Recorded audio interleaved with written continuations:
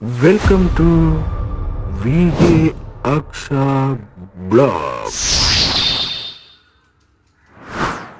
பிப்ரவரி 15ஆம் தேதி இலங்கையில மட்டுமல்ல உலகத்திலே மிக பிரம்மாண்டமான ஒரு நாளாக இருக்க போது கிரிக்கெட் வரலாற்றுல மிக பிரம்மாண்டமான மெகா நாள் அப்படின்னு சொல்லலாம். பாக்ஸ் ஆபீஸ் நாளாக கூட இது இருக்கும். இனி இந்த சாதனையை எப்ப முயற்சிப்பது இந்த கிரிக்கெட் போட்டி உண்டு அப்படின்ற அளவுக்கு மிக பிரம்மாண்டமாக ஏற்பாடு செய்யப்பட்டிருக்கின்ற உலக கிண்ணத்திற்கான T20 உலக கிண்ணத்திற்கான இந்திய பாகிஸ்தான் போட்டி 7 மணிக்கு இரவு 15ஆம் தேதி இரவு 7 மணிக்கு பிரேமதாச மைதானத்துல நடக்க போது. இந்த போட்டிகளுக்கு ஏராளமான மக்கள் வெளிநாடுகளில் இருந்து வந்திருக்காங்க. கொழும்பு இப்பொழுது நிறைந்திருக்குதுன்னு சொல்லலாம்.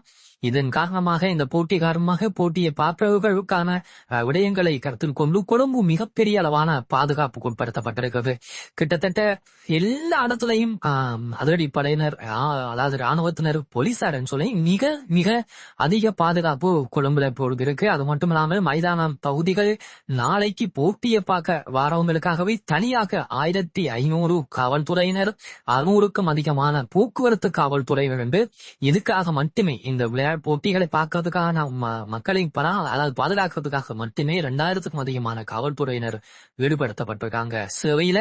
இதோடு அங்கு போட்டியை பார்க்க வரவங்க நாளைக்கு மதியம் 3 மணிக்கே டிக்கெட்டுகள் எடுத்தவங்க மைதானத்துக்கு போகக்கூடிய சந்தர்ப்பம் இருக்கு. எனவே நீங்க போகும்போது இசைக்கருவிகள், கண்ணாடி போத்தல்கள், பெரிய ஹேண்ட்பேக்குகள், அதாவது கூடிய மாதிரியான ஆயுதங்கள், அதாவது கத்திய இந்த மாதிரியான விஷயங்கள் எதுவும் கொண்டு போக முடியாது, தடை என்று சொல்லப்பட்டிருக்கிறது. உங்கள் அடையாளத்தை உறுதிப்படுத்திக் கொண்டு நீங்கள் மைதானத்துக்கு போகலாம். மிகுந்த உடல் சோதனை நடத்தப்படும். அதோட CCTV கேமராக்கள் மூலமாக பார்வையாளர்கள் கண்காணிக்கப்படுவார்கள். இந்த மாதிரி நிறைய விடயங்கள் இதுல உள்ளடக்கப்பட்டிருக்கிறதாகவே மிக மிக அவதானமான ஒரு போட்டியாக இருக்க போகுது.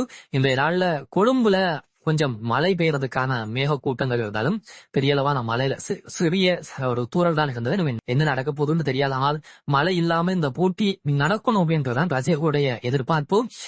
கொழும்பை பொறுத்தவரையில தங்கமடங்களாக இருக்கட்டும், இங்க இருக்கிற ஹோட்டல்களாக இருக்கட்டும், எதுவுமே இப்ப இல்லை. அந்த அளவுக்கு மிகப்பெரிய விலை உயர்ந்திருக்கிறது. கிட்டத்தட்ட 30,000 இருந்த ஹோட்டல் இப்பொழுது 3 லட்சம் வரைக்கும் உயர்ந்திருப்பதாக சொல்லப்பட்டது. எனவே 10,000 இருந்த ஹோட்டல் அறைகள் இப்பொழுது 50,000, 60,000, 1 லட்சம் வரைக்கும் உயர்ந்திருப்பதாக சொல்லப்பட்டிருக்கு.